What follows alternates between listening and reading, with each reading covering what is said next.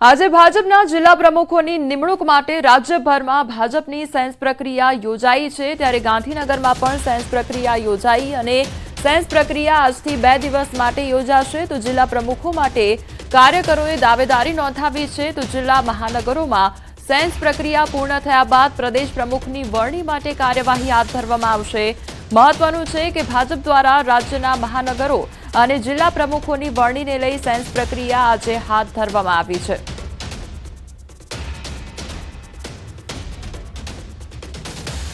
મંડળ પ્રમુખોની નિયુક્તિ થઈ ચૂકી છે અને હવે ભારતીય જનતા પાર્ટીના સંગઠન પર્વ 2024-25ની અંતર્ગત જે જિલ્લા પ્રમુખો જે છે, મહાનગર પ્રમુખો છે, તેની માટેની સેન્સ પ્રક્રિયાનો પ્રારંભ થઈ ચૂક્યો છે। એટલે કે તમામ જે લોકોને જિલ્લા પ્રમુખ માટે જે નોંધણી કરાવી હોય તેને લઈને આજથી સેન્સ પ્રક્રિયાનો પ્રારંભ થઈ ચૂક્યો છે। આ 2 દિવસ સુધી સેન્સ પ્રક્રિયા થશે અને જેમાં જે જિલ્લા પ્રમુખો જે લોકો બનવા ઈચ્છે છે અથવા તો જે લોકો મહાનગરપાલિકાના પ્રમુખ બનવા ઈચ્છે છે તેમની પાસે ફોર્મ ફિલઅપ જે છે તે કરવામાં આવી રહ્યું છે। એટલે કે તેમના ફોર્મની વિગતો જે છે તે ભરવામાં આવી રહી છે અને આ 2 દિવસ સુધીની પ્રક્રિયા જે છે તે ચાલશે। ગુજરાતભરની અંદર આ પ્રક્રિયા જે છે તે યોજાવાની છે, જે અંતર્ગત વાત કરવામાં આવે તો 33 જિલ્લા અને 8 જેટલી મહાનગરપાલિકામાં આજથી આ સેન્સ પ્રક્રિયાનો પ્રારંભ થઈ ચૂક્યો છે। નિરીક્ષકો જે છે તે તમામ વિસ્તારની અંદર જશે, જે ચૂંટણી અધિકારી તરીકે નિયુક્ત કરવામાં આવ્યા છે તેઓ જે ગ્રાઉન્ડ ઉપર જશે, જિલ્લા કાર્યાલય મથક ઉપર જશે અને ત્યાં જે લોકો જે આવી રહ્યા છે તેમના ફોર્મ ફિલઅપ કરવામાં આવશે। મહત્વનું સાથે એ છે કે જિલ્લા પ્રમુખો હોય કે શહેર મહાનગરના શહેર પ્રમુખ હોય તેની માટે થઈ અને સક્રિય સભ્ય જે 7 વર્ષ જૂના હોય તે પ્રકારની ફોર્મ્યુલા નક્કી કરવામાં આવી છે। સાથે તે તમામ જે જિલ્લા પ્રમુખો બનવા ઈચ્છુક હોય તેમને 60 વર્ષની મર્યાદાની નીચે હોય તે પ્રકારની એક વયમર્યાદા પણ નક્કી કરવામાં આવી છે। સાથે 3 ટર્મથી વધારે સક્રિય સદસ્ય હોય તેમને પ્રાધાન્ય આપવામાં આવશે। આ પ્રકારની પ્રક્રિયા જે છે તે રાજ્યભરમાં આજથી 2 દિવસમાં ચાલશે અને આવનારા 10 તારીખ સુધીની અંદર જિલ્લા પ્રમુખો અને મહાનગરપાલિકાની નિયુક્તિ જે છે તે થઈ જશે। કેમેરામેન હરીશ શર્મા સાથે ગૌતમ શ્રીમાળી, ન્યૂઝ 18 ગુજરાતી, ગાંધીનગર। આજે ગાંધીનગર મહાનગરના અધ્યક્ષ માટે ભારતીય જનતા પાર્ટી પ્રદેશ તરફથી જે ગાઈડલાઈન નક્કી કરવામાં આવી છે એ ગાઈડલાઈન પ્રમાણે આજે સેન્સ પ્રક્રિયા નીચે ચાલુ છે અને ગાંધીનગરના સક્રિય કાર્યકર્તાઓ ઉમળકાભેર આ પ્રમુખની દાવેદારી કરી રહ્યા છે। તો શહેર જિલ્લા ભાજપ પ્રમુખની ચૂંટણીની પ્રક્રિયા શરૂ અને 2 દિવસ જિલ્લા કાર્યાલયો પર સેન્સ પ્રક્રિયા। તો અમદાવાદ સહિત મોટા શહેરોમાં ચાલશે સેન્સ પ્રક્રિયા અને જિલ્લાઓમાં પણ સેન્સની પ્રક્રિયા ચાલશે। તો નિરીક્ષકો જિલ્લા કાર્યાલયો પર હાથ ધરશે સેન્સ અને આ ઉપરાંત પ્રમુખ માટે કોઈપણ સક્રિય સભ્ય દાવેદારી નોંધાવી શકે છે। તો શહેર જિલ્લા પ્રમુખ માટે 7 ધારાધોરણ નક્કી કરવામાં આવ્યા છે। 10મી સુધી શહેર પ્રમુખની નિમણૂકનો લક્ષ્યાંક નક્કી કરવામાં આવ્યો છે। તો અમદાવાદ શહેરના ખાનપુર ખાતે નિરીક્ષક પ્રદીપ ખીમાણીની અધ્યક્ષતામાં સેન્સ પ્રક્રિયા અને શહેર પ્રમુખ માટે સેન્સ પ્રક્રિયા શોર્ટલિસ્ટ થશે નામો। તો 1 સપ્તાહ બાદ થઈ શકે છે શહેર અને જિલ્લા પ્રમુખના નામોની જાહેરાત। જિલ્લા કાર્યાલય ખાતે ભાજપ ચૂંટણી અધિકારી પ્રદીપ ખીમાણી, રાજેશ પાઠક પહોંચ્યા હતા।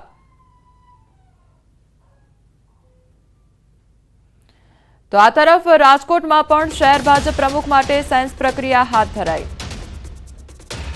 તો 2 દિવસ જિલ્લા કાર્યાલયો પર સેન્સ પ્રક્રિયા હાથ ધરવામાં આવી છે, ત્યારે અમદાવાદ સહિત મોટા શહેરોમાં સેન્સ પ્રક્રિયા ચાલશે। જિલ્લાઓમાં પણ સેન્સની પ્રક્રિયા ચાલશે। શહેર જિલ્લા ભાજપ પ્રમુખની ચૂંટણીની પ્રક્રિયા શરૂ થઈ છે, ત્યારે 2 દિવસ જિલ્લા કાર્યાલયો પર સેન્સ પ્રક્રિયા ચાલશે। અમદાવાદ સહિત મોટા શહેરોમાં આ સેન્સ પ્રક્રિયા ચાલશે। જિલ્લાઓમાં પણ સેન્સની પ્રક્રિયા ચાલશે।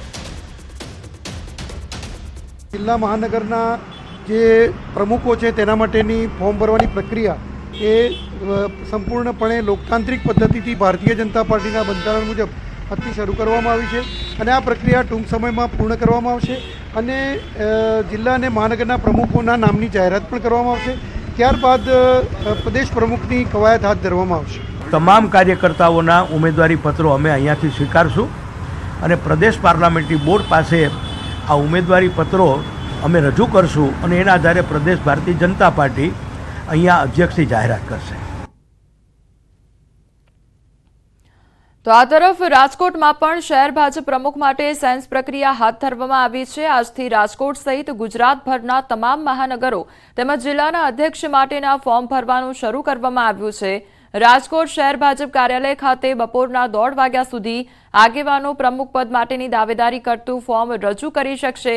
ઉલ્લેખનીય છે કે રાજકોટ શહેર વર્તમાન પ્રમુખ મુકેશ દોશી પણ પોતાની દાવેદારી નોંધાવનારા છે, તો બીજી તરફ જૂના જોગીઓના નામ પણ પ્રમુખ પદ માટે સંભળાઈ રહ્યા છે, જેમાં કશ્યપ શુક્લ, અશ્વિન મોલિયા તેમજ અરવિંદ રૈયાણી, દેવાંગ માકડ સહિતના આગેવાનો ફોર્મ ભરી શકે તેમ છે। તો બીજી તરફ રાજકોટ જિલ્લાના અધ્યક્ષ પદ માટે વર્તમાન અધ્યક્ષ અલ્પેશ ઢોલરિયા ફરી વખત રિપીટ થાય તે પ્રકારની શક્યતા જોવામાં આવી રહી છે। મહાનગરપાલિકાના પ્રમુખ પદ માટે ઉમેદવારી પત્ર ભરવાનો આજનો દિવસ છે। દરેક શ્રેણીના કાર્યકર્તાઓ આમાં પોતાનું ફોર્મ ઉમેદવારી પત્રક ભરી શકે છે। માત્ર નિયમોને આધીન એટલે કે 3 વખત સક્રિય સભ્ય પદ ધરાવતો હોવો જરૂરી છે। ભારતીય જનતા પાર્ટીમાં નાના કાર્યકરને પૂરું મહત્વ આપવામાં આવતું હોય છે। કોઈ પણ કાર્યકર એમ ઈચ્છે કે ભાઈ મારે પ્રમુખ પદ માટેની દાવેદારી કરવી છે તો આજે પાર્ટીના દ્વાર ખુલ્લા છે અને કોઈ પણ કાર્યકર્તા છે એ દાવેદારી કરતો હોય છે અને એના ભાગરૂપે મેં પણ આજ દાવેદારી કરી છે। પાર્ટીના તમામ કાર્યકર્તાને ફોર્મ ભરવા માટેની છૂટ હોય છે। મને પણ ઈચ્છા થઈ કે ભાઈ હું મારા ધંધામાં ને મારું બધું વેલ સેટ છે અને પાર્ટીના કામમાં સેવા કરવા માટેની તત્પરતા છે। પાર્ટી મને તક આપશે તો હું આ તક ઝડપી અને પાર્ટીનું કામ કાયમ માટે કરીશ। પાર્ટીની ગાઈડલાઈન મુજબ આજે ફોર્મ ભરાવા જઈ રહ્યા છે અને અલગ અલગ ઉમેદવારો અહીંયા આજે પોતાની દાવેદારી નોંધાવશે। આપણે પણ ફોર્મ ભરીશું કે? ના, હું ફોર્મ નથી ભરવાનો। હું અત્યારે મહામંત્રીની જવાબદારીમાં છું અને કોઈ પ્રમુખ પદની રેસમાં નથી। આ તરફ સુરત શહેર ભાજપ પ્રમુખ માટે આજે સેન્સ પ્રક્રિયા અને શહેર ભાજપના નવા સુકાની માટે આજે નિરીક્ષકોની ટીમના સુરતમાં ધામા જોવા મળી રહ્યા છે। 3 પૂર્વ મેયર તેમજ 2 ભૂતપૂર્વ ડેપ્યુટી મેયર અને 1 માજી ધારાસભ્ય, 2 પૂર્વ સ્થાયી સમિતિના અધ્યક્ષ સહિતના આગેવાનો દાવેદારી કરે તેવી શક્યતા છે। તો રાકેશ શાહ તેમજ રમેશ ઉકાણી, કુલદીપસિંહ સોલંકી અને પંકજ દેસાઈ સુરતમાં દાવેદારોની રજૂઆત સાંભળશે। દાવેદારી નોંધાવનારાઓનો રિપોર્ટ પક્ષના મહુડી મંડળના નિરીક્ષકોને સોંપવામાં આવશે। મહત્વનું છે કે સૌપ્રથમ વખત ફોર્મ ભરીને સ્પર્ધા શહેર ભાજપ પ્રમુખના પદ માટે થવા જઈ રહી છે। સૌરાષ્ટ્રવાસી એવા પૂર્વ ધારાસભ્ય જનક બગદાણા, પૂર્વ મેયર જગદીશ પટેલ, પૂર્વ ડેપ્યુટી મેયર દિનેશ જોગાણી દાવેદારી કરી શકે છે। તો વર્તમાન શહેર સંગઠનના મહામંત્રી પદેથી રાજીનામું આપી ચૂકેલા લલિત વેકરિયા, સંગઠનની કામગીરીનો અનુભવ ધરાવનારા બાબુજી રાવાલા તેમજ ભાજપના શહેર અધ્યક્ષ પદે દાવેદારી નોંધાવે તેવી ચર્ચાએ જોર પકડ્યું છે। સુરત મહાનગર માટે અમે બધા અહીંયા આજે બેઠા છે। જે પણ કાર્યકર્તાઓ સુરત મહાનગરના સિનિયર કાર્યકર્તા પદાધિકારીઓને આગામી સમયમાં પોતે શહેર અધ્યક્ષ કરવાની જવાબદારી લેવાની ઈચ્છા હશે એ બધા મિત્રો અહીંયા આવશે, એનો પરિચય પત્રક અને ફોર્મ અમને આપશે। એ સ્વીકારી એનું સંકલન કરી અને પાર્ટીમાં રિપોર્ટ અમારે પહોંચાડવાનો। આ પ્રક્રિયાના ભાગરૂપે આજે અમે સૌ ભેગા થયા છે। રાજ્યભરમાં આજે ભાજપ દ્વારા જિલ્લા પ્રમુખ માટે સેન્સ પ્રક્રિયા હાથ ધરાઈ છે, ત્યારે બનાસકાંઠાના ભાજપ કાર્યાલય ખાતે જિલ્લા પ્રમુખ માટે સેન્સ પ્રક્રિયા હાથ ધરવામાં આવી છે। સેન્સ પ્રક્રિયાને લઈને નિરીક્ષકો ચડોતરના કમલમ ભાજપ કાર્યાલય ખાતે પહોંચ્યા હતા। ઉમેદવારોના ફોર્મ અમરાઈવાડીના પૂર્વ ધારાસભ્ય અને પાટણના પ્રભારી જગદીશ પટેલ ઉમેદવારોના ફોર્મ સ્વીકારશે, તો પૂર્વ ધારાસભ્ય શશિકાંત પંડ્યા તેમજ મગનલાલ બાળી, લાલજી પ્રજાપતિ સહિતના અનેક ઉમેદવારોએ દાવેદારી નોંધાવી છે। ફોર્મ સ્વીકારવાની પ્રક્રિયા બાદ જિલ્લા સંકલનની બેઠક મળશે।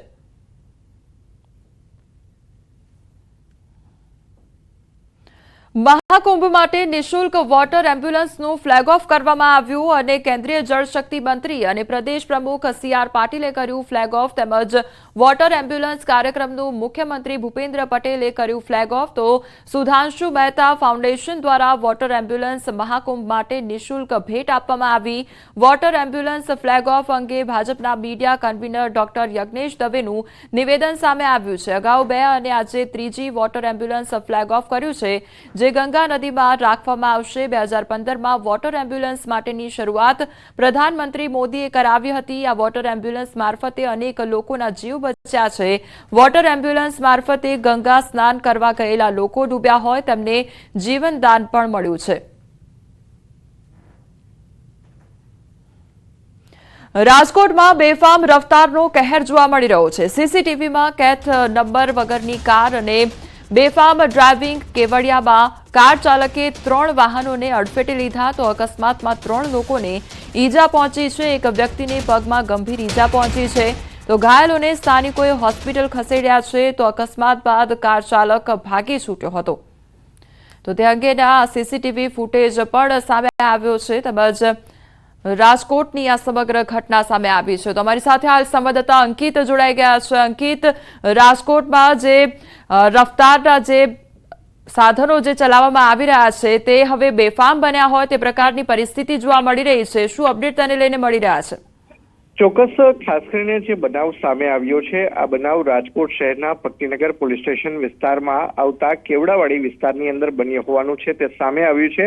જે ઘટના ઘટિત થઈ છે તે ગઈકાલે સવારે 10 વાગ્યા આસપાસ એટલે કે 9:54 આસપાસ બની હોવાનું છે તે સામે આવ્યું છે। સીસીટીવીમાં સ્પષ્ટપણે જોઈ શકાય છે કે કઈ રીતે બલેનો કાર ચાલક દ્વારા નિયત માત્ર કરતા વધુ સ્પીડથી કાર હંકારવામાં આવી રહી છે ને ત્યારબાદ તે એક યુવતી સહિત 3 વ્યક્તિઓને અડફેટે લે છે ને તેના જ કારણે યુવતી સહિતના 3 વ્યક્તિઓને ઈજા પણ પહોંચે છે ને જેમાં એક વ્યક્તિને પગના ભાગે ફ્રેક્ચર જેવી ગંભીર ઈજા પહોંચી હોવાનું છે તે સામે આવ્યું છે ને ત્યારે હાલ સમગ્ર મામલાના સીસીટીવી ફૂટેજ પણ સોશિયલ મીડિયામાં વાયરલ થયા છે તો બીજી તરફ જ્યારે સમગ્ર ઘટના બનતા તમામ જે આજુબાજુના જે લોકો હતા તેમના દ્વારા કાર ચાલકનો ઉધડો લેવામાં આવ્યો હતો ને ત્યારબાદ કાર ચાલક છે તે ઘટના સ્થળેથી નાસી ગયો હોવાનું છે તે સામે આવ્યું છે ત્યારે સમગ્ર મામલે ભક્તિનગર પોલીસ દ્વારા જે બલેનો જે કાર છે કે જે નંબર પ્લેટ વગરની હતી તેની હાલ અત્યારે શોધખોળ છે, સાથોસાથ જે કાર ચાલક છે તેની પણ શોધખોળ હાલ શરૂ કરવામાં આવી છે।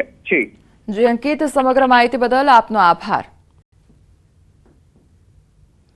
આ તરફ દ્વારકા નજીક હાઈવે પર માર્ગ પર બસનો ગોઝારો અકસ્માત સર્જાયો અને કુરાંગા પોરબંદર ચોકડી પાસે ખાનગી બસ પલટી મારી ગઈ તો બસ પલટતા બસમાં સવાર 15 થી 20 મુસાફરોને ઈજાઓ પણ પહોંચી છે। તમામને 108 મારફતે હોસ્પિટલ ખસેડવામાં આવ્યા છે।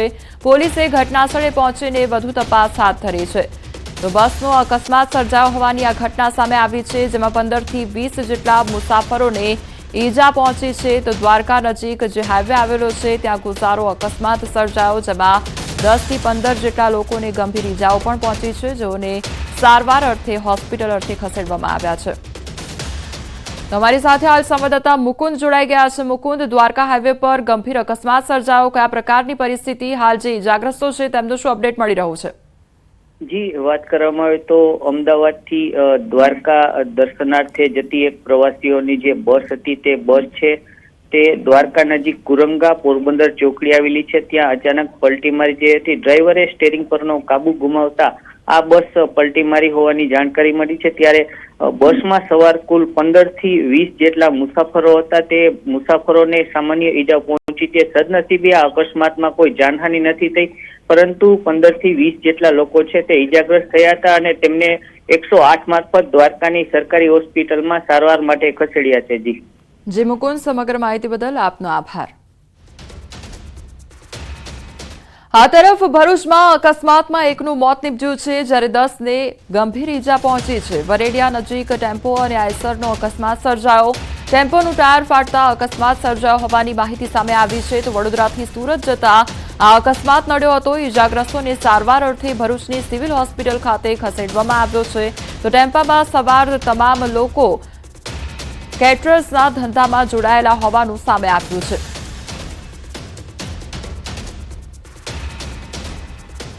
દારૂ રાખવાનો નવો કિમિયો ભુજ એલસીબીએ પકડ્યો છે। માંડવીના મકડા ગામની સીમમાં ખાડામાં ટાંકી રાખી આ દારૂનો જથ્થો રાખવામાં આવ્યો હતો તો વાકલ માતાજીના મંદિર પાછળ દારૂનો જથ્થો રાખવામાં આવ્યો હતો।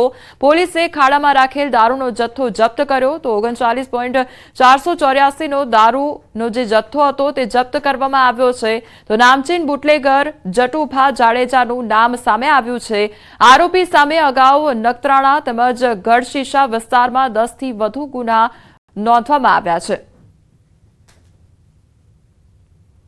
રાજકોટમાં રહેતી માણાવદરની તબીબ યુવતીનો આપઘાત સામે આવ્યો અને બીએચએમએસ તબીબ જલ્પા ઘોસિયાએ જીવન ટૂંકાવ્યું છે તો સૌરાષ્ટ્ર કલા કેન્દ્ર પાસે માધવ પ્રસાદ ફ્લેટમાં ગળે ફાંસો ખાઈ આપઘાત કરી લીધો. ગાંધીગ્રામ પોલીસ દ્વારા વધુ તપાસ હાથ ધરવામાં આવી છે. મૃતદેહને ફોરેન્સિક પોસ્ટમોર્ટમ માટે મોકલવામાં આવ્યો છે. જૂનાગઢના રહેણાંક વિસ્તારમાં સિંહના આટાફેરા વધતા લોકોના જીવ તાળવે ચોંટી ગયા છે. સિંધી સોસાયટીમાં આવેલી નાલંદા સ્કૂલ પાસે સિંહનું ટોળું દેખાતા લોકોમાં ડરનો માહોલ જોવા મળ્યો છે. જો કે ગાંધીગ્રામમાં સતત 3 દિવસથી સિંહ આવે છે અને મોડી રાત્રે એક સિંહ શેરીઓ અને રસ્તાઓ પર ફરતો નજરે પડ્યો છે. મોબાઈલના કેમેરામાં સિંહ કેદ થયો તો સમી સાંજ પડતા જ લોકોમાં ડરનો માહોલ સર્જાયો છે. તો સિંહનું ટોળું આવી ફરતા જ રહેણાંક વિસ્તારમાં લોકોમાં ડરનો માહોલ જોવા મળી રહ્યો છે. તો તે અંગેનો વિડીયો પણ કેમેરામાં કેદ થયો છે. પ્રધાનમંત્રી નરેન્દ્ર મોદીના શાસનમાં ગરીબી ઘટી છે અને આ વાત સ્ટેટ બેંક ઓફ ઇન્ડિયાના સંશોધનમાં બહાર આવી છે. ભારતની ગ્રામીણ ગરીબીનો રેશિયો નાણાકીય વર્ષ 2023-24માં ઘટીને 4.86% થયો છે, જે વર્ષ 2011-12માં એટલે કે 12 વર્ષ પહેલા 25.7% હતો. જ્યારે શહેરી ગરીબીનો રેશિયો આ સમયગાળામાં 4.6%થી ઘટીને 4.9% થઈ ગયો છે. ભારતની ગરીબી 2011-12માં 22%ની નજીકથી ઝડપથી ઘટીને 2023-24માં 5%થી ઓછી થઈ ગઈ છે, જેમાં અત્યંત ગરીબીની લગભગ ન્યૂનતમ અને શહેરી ગ્રામીણ તફાવતમાં ઘટાડો થયો છે. સ્ટેટ બેંક ઓફ ઇન્ડિયાના સંશોધકોએ આ જણાવ્યું છે. સમાચારોમાં આગળ વધીએ તે પહેલા રોકાઈશું એક બ્રેક માટે.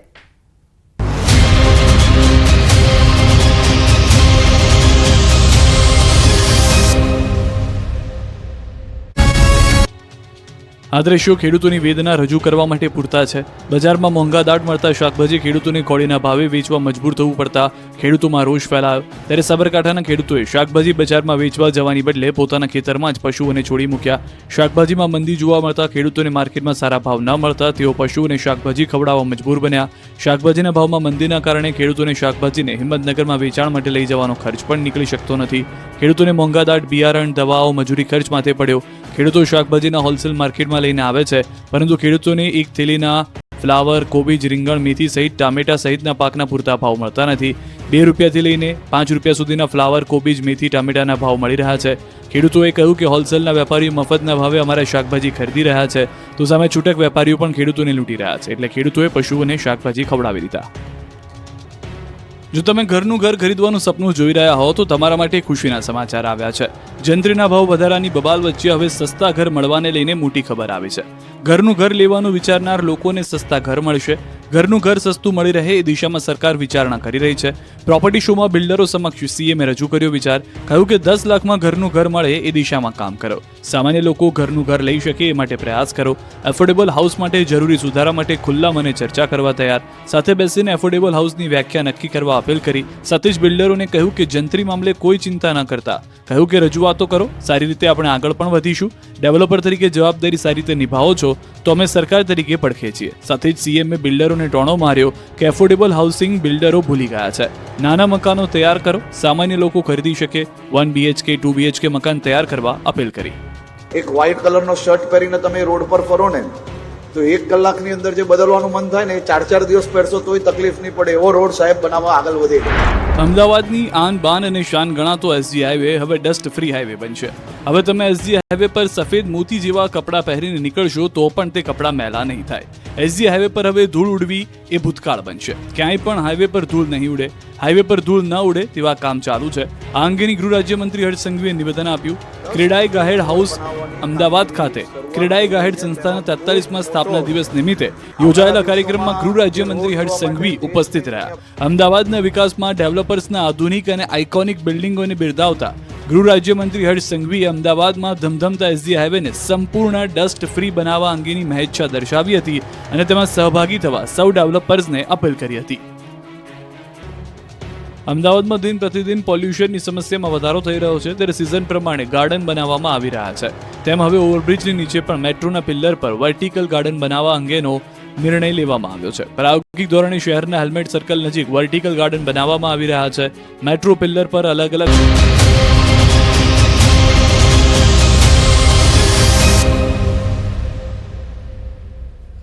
બ્રેક બાદ આપનું સ્વાગત છે। સમાચારમાં આગળ વધીએ તો સુરત જિલ્લાના કામરેજ તાલુકાના વિહાણ ગ્રામ પંચાયતના મહિલા સરપંચ સામે ફરિયાદ નોંધાઈ છે।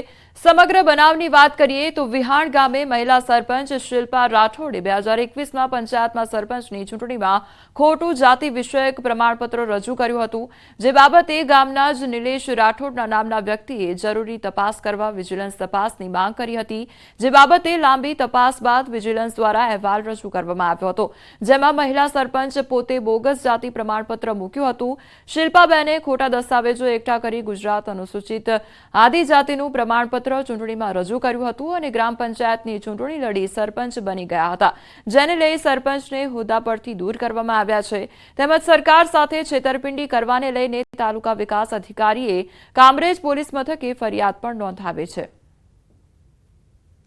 વિહાણ ગામના નિલેશભાઈ સુરેશભાઈ રાઠોડ દ્વારા વિહાણ સરપંચ બેઠક પર 2021ની ગ્રામ પંચાયતની ચૂંટણીમાં ચૂંટાયેલ શિલ્પાબેન દીપકભાઈ રાઠોડના જાતિ પ્રમાણપત્રની તપાસ કરવા વિજિલન્સ સેલને અરજી કરેલ હતી, જે આધારે વિજિલન્સ સેલ દ્વારા તપાસ કરી તૈયાર કરેલ અહેવાલના આધારે વિભાગીય વિશ્લેષણ સમિતિ સુરત દ્વારા શિલ્પાબેન દીપકભાઈ રાઠોડનું જાતિ પ્રમાણપત્ર ખોટું હોવાનું સામે આવતા રદ કરવાનો હુકમ કરી અમોને ગુજરાત અનુસૂચિત જાતિ, અનુસૂચિત આદિજાતિ અને અન્ય પછાત વર્ગ જાતિ પ્રમાણપત્ર કાઢી આપવાનું અને તેની ખરાઈ કરવાનું નિયમન કરવા બાબતના અધિનિયમ 2018ની કલમ 11 અને 12 મુજબ કાર્યવાહી કરવા અધિકૃત કરવામાં આવેલ હોય અધિનિયમની કલમ 11 મુજબ તેઓને તેઓના હોદ્દા પરથી ગેરલાયક ઠેરવીને દૂર કરી કલમ 12 મુજબ તેઓની સામે પોલીસ ફરિયાદ નોંધાવેલ છે। વડોદરા શહેર ભાજપ સાયન્સ પ્રક્રિયામાં માથાકૂટ સર્જાઈ અને શહેર પ્રમુખ માટે ફોર્મ ભરતી વખતે માથાકૂટ થઈ છે। પૂર્વ ડેપ્યુટી મેયર તેમજ પૂર્વ કોર્પોરેટર વચ્ચે બોલાચાલી સર્જાઈ છે। સુનીતા શુક્લા અને હર્ષિત તલાટી વચ્ચે બોલાચાલી થઈ છે। બંને ભાજપના નેતાઓ જાહેરમાં બાખડ્યા અને હર્ષિત તલાટી પર જાહેરમાં કપડાં ઉતારીને ભગાવવું તેવો આક્ષેપ કરી સુનીતા શુક્લ બાખડ્યા છે। અન્ય નેતાઓએ બંને વચ્ચે પડી મામલો થાળે પાડ્યો છે। કોઈ પણ વ્યક્તિ પોતે ઝાંખો પડતો હોય તો એ ઝાંખાની સામે જે ઉજળું ને પ્રકાશમય છે તો એ એનાથી સહન થવાનું જ નથી, કારણ કે જે પોતે નથી કરી શક્યા એ બીજો કરી શકે છે, એટલે એ લોકોથી સહન નથી થતું ને વિરોધ કરે છે। બાકી સંગઠનમાં અમે છીએ જ, સંગઠનમાં કોઈ આંતરિક વિવાદ છે જ નહીં। ના, મેં પોતે દાવેદારી નથી નોંધાવી। સુનીતાબેન ઇન્ટેન્શનલી કોઈકના આધા બનીને આવું કોઈ કાર્ય કરતું હોય તો એમને વિચારવું જોઈએ। એવી કોઈ વાત જ બેન અમે નથી કરી, બિલકુલ ખોટી વાત છે, તથ્ય વિહોણી વાત છે। માત્ર ને માત્ર મારા પર કાદવ ઉછાળવા માટે આ કૃત્ય થઈ રહ્યું છે। જે ખાનગી બેઠકો છે તે ખાનગી હોય છે, એટલે એમાં શું ચર્ચા થાય એની મને ધ્યાનમાં નથી। બીજું, હું પ્રમુખ ન બનું એના માટે કોઈ બેઠકો બોલાવતા હોય એવું મારા ધ્યાનમાં નથી, પરંતુ હા, હું પ્રમુખ બનું એના માટે એટલા બધા કાર્યકર્તાઓ જાહેરમાં વાત કરે છે અને એ લોકોની એવી લાગણી છે કે વડોદરા મહાનગરમાં અધ્યક્ષની જવાબદારી ડોક્ટર વિજયશાને આપવી જોઈએ। ખેડા જિલ્લા સહકારી સંઘની ચૂંટણી યોજાઈ અને માતર, નડિયાદ, મહુધા, કઠલાલ અને કપડવંજમાં ચૂંટણી યોજાઈ। ચુસ્ત પોલીસ બંદોબસ્ત સાથે ચૂંટણી યોજાઈ તો ચૂંટણીમાં ભાજપના પૂર્વ ધારાસભ્યએ અપક્ષ ઉમેદવારી નોંધાવતા ચૂંટણી રસપ્રદ બની છે, તો ભાજપના મેન્ડેટ પર ભગવતભાઈ પરમાર અને કેસરીસિંહ સોલંકી વિરુદ્ધ ચૂંટણી જંગ છેડાયો છે। 30માંથી 24 મતદારો દ્વારા અત્યાર સુધીમાં મતદાન કરવામાં આવ્યું અને મહત્વનું છે કે જિલ્લા સહકારી સંઘમાં 13 બેઠકોમાંથી 8 બેઠકો બિનહરીફ થતા 4 બેઠકો પર ચૂંટણી યોજાઈ તો આગામી 7 તારીખે નડિયાદમાં મતગણતરી પણ કરવામાં આવશે।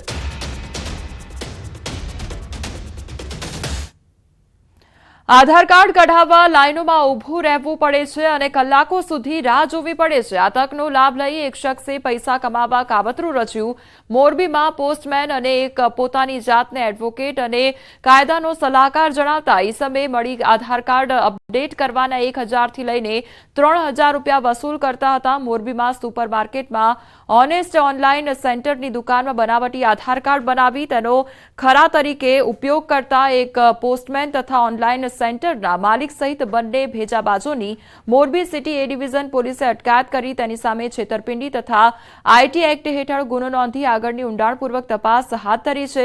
સરકારી ફી માત્ર 50 થી 100 રૂપિયા છે અને આ બંને ઇસમો ગ્રાહકની સ્થિતિ અને તેની ઉતાવળને જોઈને એ પ્રમાણે ચાર્જ વસૂલ કરતા હતા. હાલ આ બંને ઇસમોની પોલીસે ધરપકડ કરી છે અને અત્યાર સુધીમાં કેટલા આધાર કાર્ડમાં સુધારો કરી આપ્યો, આ રીતે રૂપિયા વસૂલ કર્યા છે તે દિશામાં ઊંડાણપૂર્વક તપાસ હાથ ધરવામાં આવી છે.